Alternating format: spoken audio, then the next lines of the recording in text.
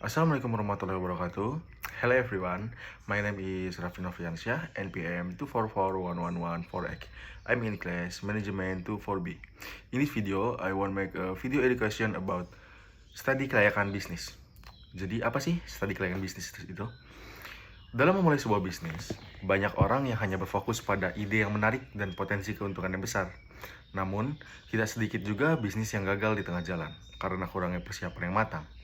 Lalu, bagaimana sih cara mengetahui apakah suatu ide bisnis yang kita rencanakan itu benar-benar layak untuk dijalankan atau hanya bisnis yang bakal bangkrut di masa depan? Disinilah pentingnya studi kelayakan bisnis. Melalui studi ini, kita dapat menilai secara lebih objektif apakah suatu usaha itu memiliki peluang untuk berkembang lebih jauh atau resikonya sangat tinggi.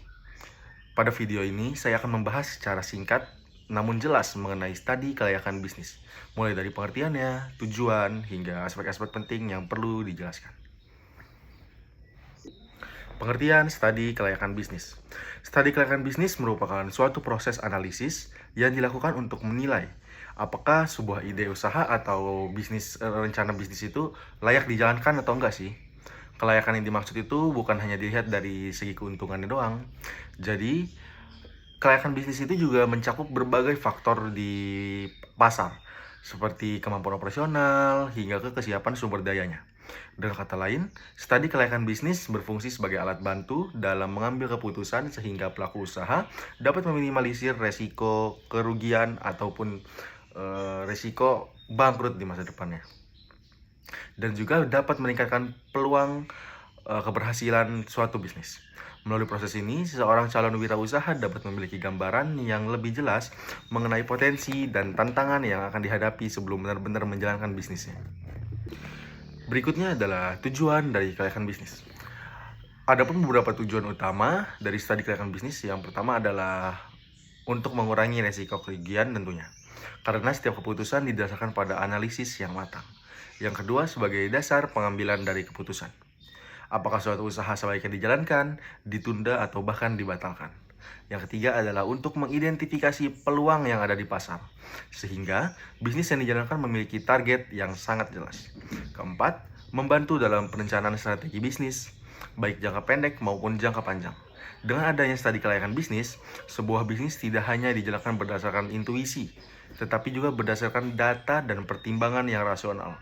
Jadi, jika kita menjalankan bisnis hanya dengan intuisi atau, bisnis kita akan jalan nih ke depannya, kemungkinan besar bisnis itu akan sulit berkembang atau bahkan bisa bangkrut di masa depan, karena yang bisnis dijalankan dengan persiapan yang matang dan ide-ide yang dijalankan dengan matang aja bahkan bisa bangkrut, apalagi bisnis yang cuma dijalankan melalui bakal bisa jalan nih, seperti itu.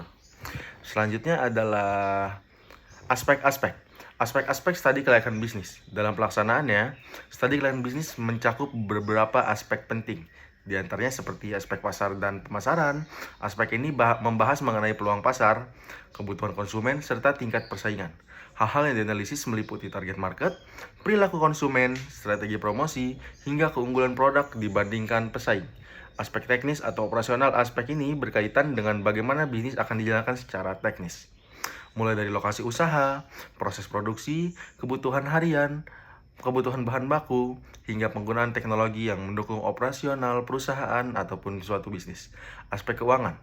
Aspek keuangan merupakan aspek yang paling krusial di dalam bisnis, karena di dalamnya terdapat perhitungan modal awal, biaya operasional, proyeksi pendapatan, serta estimasi keuntungan yang didapatkan dari bisnis tersebut.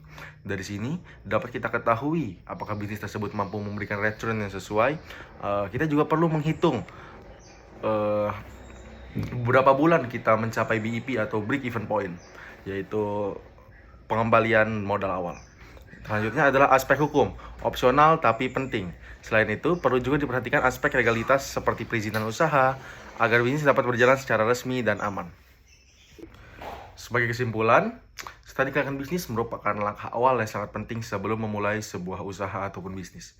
Karena melalui analisis yang tepat, kita dapat bisa meningkatkan peluang keberhasilan dan menurunkan peluang bangkrut ataupun juga ketidakberhasilan dari suatu bisnis. Kita bisa mengantisipasi risiko serta menyusun strategi yang lebih matang ke depannya.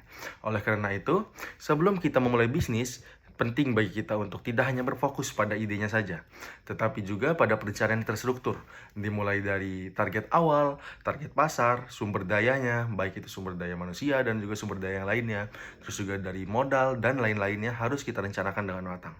Karena pada akhirnya, keberhasilan bisnis tidak hanya ditentukan oleh seberapa besar ide yang dimiliki, tetapi juga seberapa siap sih kita dalam menjalankannya. Semoga penjelasan ini dapat memberikan pemahaman dan menjadi referensi dalam memulai bisnis yang lebih terarah dan berkelanjutan. Thank you for everyone for watching. See you, bye-bye. Wassalamualaikum warahmatullahi wabarakatuh.